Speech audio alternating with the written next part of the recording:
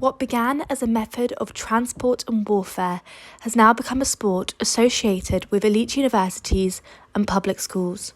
At an elite level, it seems private schools continue to dominate this sport. If we separate the GB Tokyo Olympic rowing team into those who attended private school versus state school, it is clear that there was a higher proportion who were privately educated at 65%.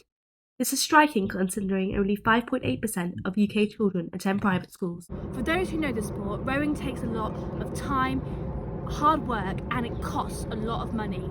These factors have barred people from the sport in the past.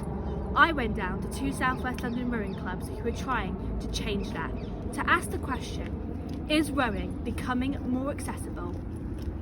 So Fulham Reach Boat Club happens through what's called a Section 106 planning agreement, which involved the developer who built the site, St George, agreeing with Hammersmith and Fulham Council that they could build all of the flats and apartments around here, but they had to put a community boat club at the bottom of it, and they had to put some funding behind it to get it going. So that was way back in 2011, they agreed that. In 2013, I came on board to write the plan, and then in October 14, we got to the point where we could open the doors and start welcoming local schools onto the water. So we've got 4 key groups of people that use the club. The first one is our state school rowers. So we work with 10 local state schools and we'll help about 1,000 children a year get onto the water.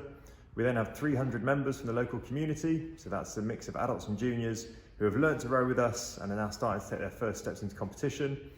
We then also, in the holiday times, will work with children from challenging backgrounds who are normally on pupil premium or free school meals. We'll bring them down here for a free to attend rowing course where we'll take them rowing and kayaking and also give them 3 meals a day when they're on site. And the final group we work with is those people that take part in our prisons programme called Boats Not Bars. We run indoor boat clubs at 5 prisons across the southeast.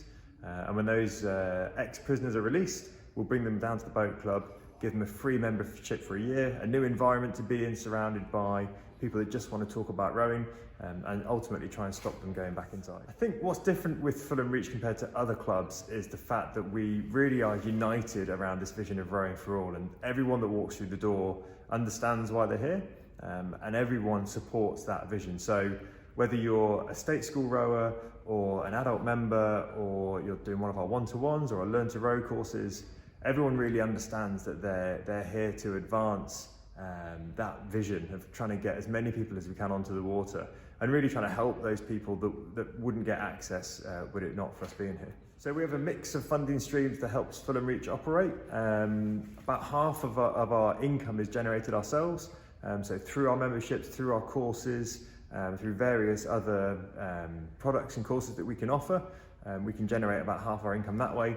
And then the other half is done through external fundraising. So that's grants and trust applications, events we can run, and so on. And that will primarily fund our state school rowing. And then a portion of it will also go to our summer holiday courses, and then also then Boats Not Bars. I think if you asked a person on the street about rowing who's never seen a rowing boat up close before, they will undoubtedly mention the Oxford and Cambridge boat race, and possibly the Olympics as well. So I think in a general sense, it does still have a bit of a problem. And if you look at practically as well, you know, certainly at the junior level, the vast majority of schools that take part in rowing are independent schools. But I do think it's changing, and you are seeing more organisations like ourselves crop up around the UK that are trying to offer that wider access and trying to help more groups get into the sport that haven't been able to access it before. So I think there is still a slight image problem, but I think there's a lot of work going on to address that. Fulham Reach's 2022 Impact Report showed that of the 1,000 state-educated children rowing at Fulham Reach a year, 76% wanted to continue the sport, and 52% of those children came from an ethnically diverse background. The club works largely with schools with a higher deprivation rate than the national average. I wanted to test out Steve's theory and ask the general public what they associate rowing with. English posh, yeah. Yeah. I associate rowing with the Thames. I think rowing reminds me of Oxford, Cambridge, boat races, like champagne bottles, like a bit posh really. Barnown Boat Club in Wandsworth is also trying to make the sport more accessible. I spoke to Charlotte Lennox about the club. So we have a very kind of different setup. So we don't have kind of the traditional committee format and purely membership basis. So we're run by a charity called Enable on behalf of Wandsworth Council, who own the boathouse. But we are essentially a club that is open to anybody in the local community that wants to come and have a go at rowing. So there's no pressure on anybody to join a squad, become a member of the club. They could just come down to us for a one-off session, give rowing a try.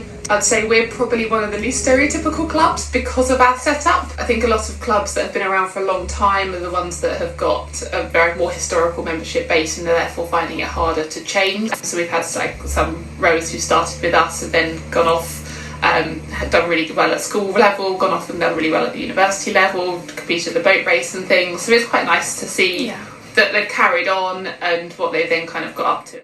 Before I started rowing, I thought you must be mad, going on the cold, wet water. You see rowers out here in all weathers, and you think, why would you want to do that on a cold winter's morning?